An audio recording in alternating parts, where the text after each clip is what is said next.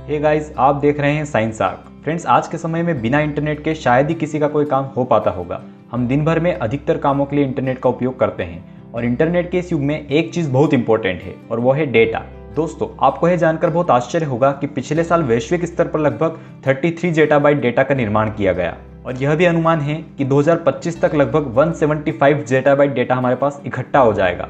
आपकी जानकारी के लिए मैं बता दूं कि 1 जेटाबाइट लगभग 1 लाख करोड़ जीबी के बराबर होता है। अब ऐसे में इस डिजिटल डेटा को स्टोर करना एक समस्या बन गई है। सामान्यतः हम अपना data pen drive, hard disk आदि में सेव करके रखते हैं और बड़े स्तर पर डेटा सेव करने के लिए क्लाउड स्टोरेज आदि का उपयोग होता है, लेकिन लंबे समय तक डेटा सुरक्षित रखना अभी भी एक चुनौती है।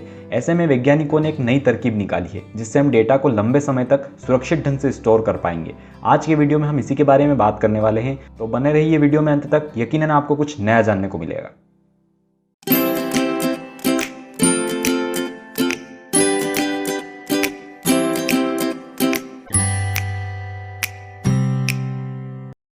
दोस्तों, डेटा स्टोरेज के लिए अभी तक हम कई टेक्नोलॉजीज का उपयोग करते आए हैं, लेकिन आपको यह जानकर आश्चर्य होगा कि अब डेटा स्टोरेज के लिए वैज्ञानिकों ने एक नई टेक्नोलॉजी ढूंढ निकाली है जिसमें हम डीएनए का उपयोग करके डेटा स्टोरेज करेंगे। अब यह कैसे संभव है, यह समझने के लिए सबसे पहले हमें डीएनए को समझना होगा। डीएनए हमारे शरीर में इंफॉर्मेशन को स्टोर करके रखता है और हम किसी के भी डीएनए सैंपल से उस जीव की सारी इंफॉर्मेशन जान सकते हैं, जैसे उसकी हाइट क्या रही होगी, बॉडी साइज क्या रहा होगा, स्किन का रंग कैसा था, उसकी आंखों का रंग कैसा था। मतलब सिर्फ एक डीएनए सैंपल से किसी व्यक्ति या किसी एनिमल के बारे में यह सब पता लगाया जा सकता है और इसी चीज़ का फायदा लेकर हम डिजिटल डेटा को डीएनए में स्टोर कर सकते हैं। चलिए अब यह कैसे पॉसिबल है इसके बारे में जानते हैं। डीएनए बेसिकली 4 प्रकार के base adenine, guanine, cytosine, thymine से मिलकर बना होता है और इन्हें AGCT भी कहते हैं।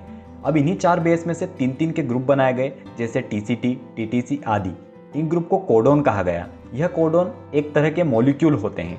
इसके आधार पर ही 1999 में न्यूयॉर्क के वैज्ञानिकों ने कोडोन से 64 अल्फ़ाबेट्स की एक वर्णमाला बनाई जिसमें A से Z तक अल्फ़ाबेट्स, नंबर्स और सिंबल्स थे जिनसे डीएनए कोड बनाए गए। और इन्हीं कोड की मदद से अब हम हमारे डिजिटल इंफॉर्मेशन, जो कि बाइनरी डिजिट 0-1 के फॉर्म में होती है, उसे डीएनए कोड में ट्रांसलेट करके हमारा डेटा डीएनए में स्टोर कर सकते हैं। और जब भी हमें डेटा की ज़रूरत हो तब हम डेटा को डिकोड करके उसे ओरिजिनल फॉर्म में ला सकते हैं। इसके कुछ सफल प्रयोग भी हो चुके हैं। सबसे पहले 2012 में ब्रिटेन के वैज्ञानिकों ने 739 KB की फाइलों को डीएनए में स्टोर किया।